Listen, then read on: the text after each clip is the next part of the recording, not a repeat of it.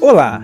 Se um aplicativo pode ser desenvolvido simplesmente com o uso de variáveis e condicionais, isso significa que existem estruturas que facilitam muito o trabalho de criação de algoritmos. Este é o caso das estruturas de repetição, ou laços, como costumam ser chamados. Os laços de repetição fazem com que um determinado código seja executado um determinado número de vezes, sem precisar repetir o mesmo código no algoritmo.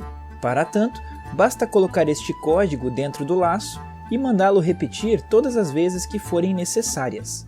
A este tipo de laços damos o nome de laços finitos. Existem também os laços infinitos, mas isso será tema da aula só na próxima semana. Imagine, por exemplo, um aplicativo que tem por objetivo pedir 5 números ao usuário e, ao final, mostrar a soma deles.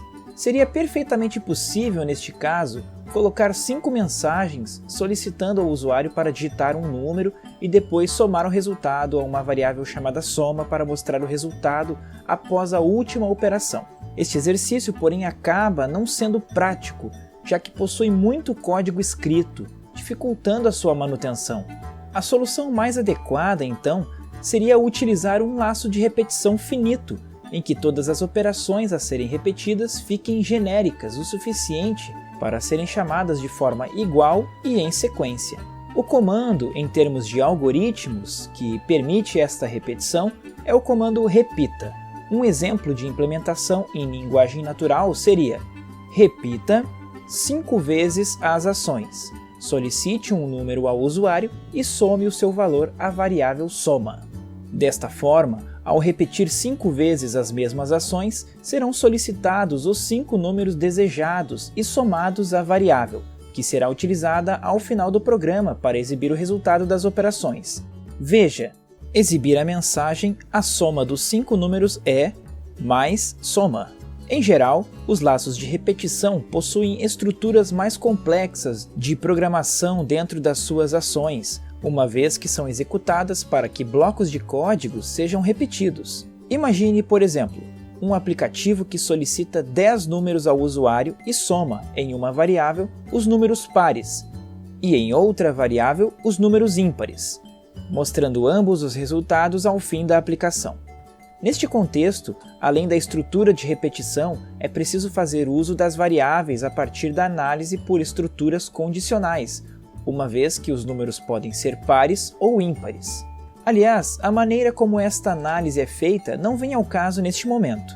Isto porque as diversas linguagens de programação possuem ferramentas específicas para analisar este tipo de informação. Portanto, em linguagem natural, este algoritmo fica assim: repita 10 vezes as ações, solicite um número ao usuário e guarde na variável num. Se num é um número par, então adicione o seu valor à variável soma pares. Se não, adicione o seu valor à variável soma ímpares. Por fim, exibem-se os resultados. Exibir a mensagem: a soma dos números pares é mais soma pares. Exibir a mensagem: a soma dos números ímpares é mais soma ímpares. Além disso, também é comum utilizar uma variável para contar em qual das vezes estamos passando pelo código dentro do laço. Normalmente damos um nome a esta variável de contador. Então, poderíamos melhorar o primeiro exemplo da seguinte forma: crie uma variável contador do tipo inteiro. Repita 5 vezes as ações, adicionar 1 à variável contador. Exiba a mensagem: digite o mais contador mais número, adicionar a resposta à variável soma. Neste caso, fazendo uso da variável contador, cada frase terá o número da iteração que está sendo feita no laço de repetição. Primeiro, pedindo o primeiro número, depois o segundo número e assim por diante. Ao final do laço, a variável contador deve possuir como valor a quantidade total de repetições ou iterações que forem efetuadas no laço. Outro ponto a ser considerado é usar uma variável no lugar do número de vezes que o laço deve iterar. Este número pode ser algum resultado de ações ocorridas no aplicativo ou então solicitado ao usuário. Poderíamos, por exemplo, pedir a ele quantos números serão digitados para efetuar a soma, o que faz muito mais sentido do que manter esta quantidade fixa. Neste caso, teríamos o seguinte algoritmo em linguagem natural. Exiba a mensagem ao usuário. Quantos números deseja somar?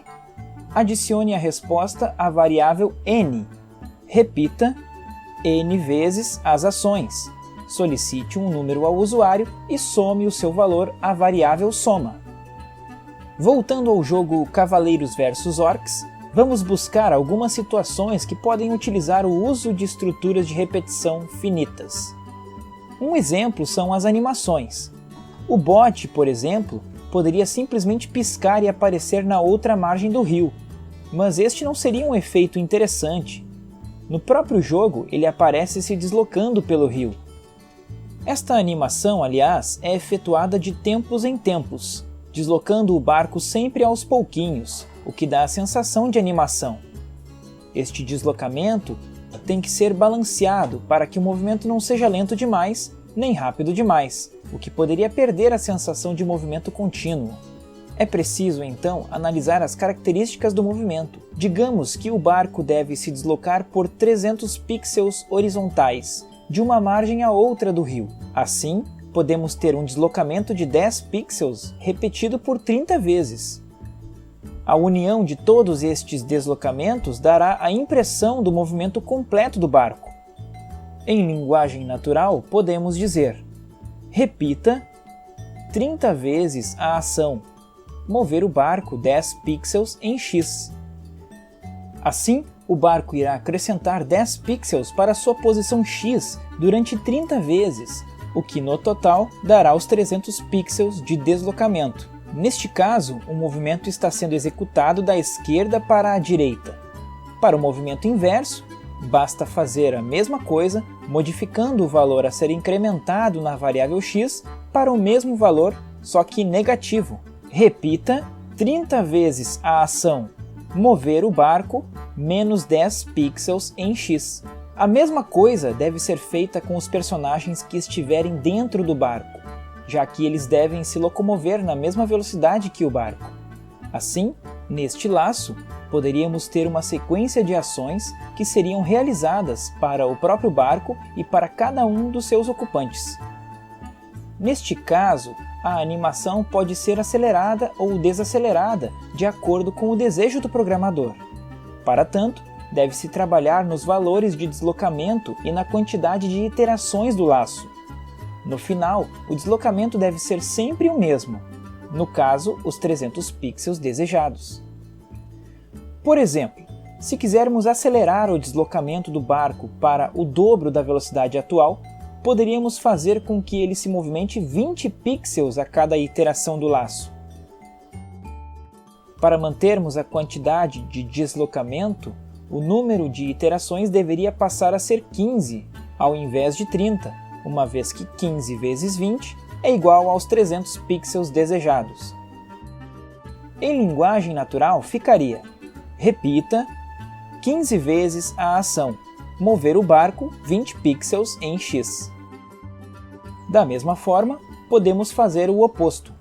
Para reduzir a velocidade do deslocamento, é só aumentar a quantidade de iterações, reduzindo o deslocamento em cada uma delas. No caso de fazer com que o movimento caia à metade da velocidade inicial, podemos dobrar a quantidade de iterações e reduzir à metade o deslocamento.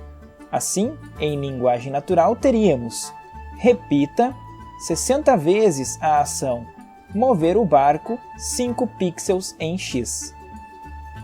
E o mesmo pode ser repetido para todos os demais movimentos que aparecem no jogo.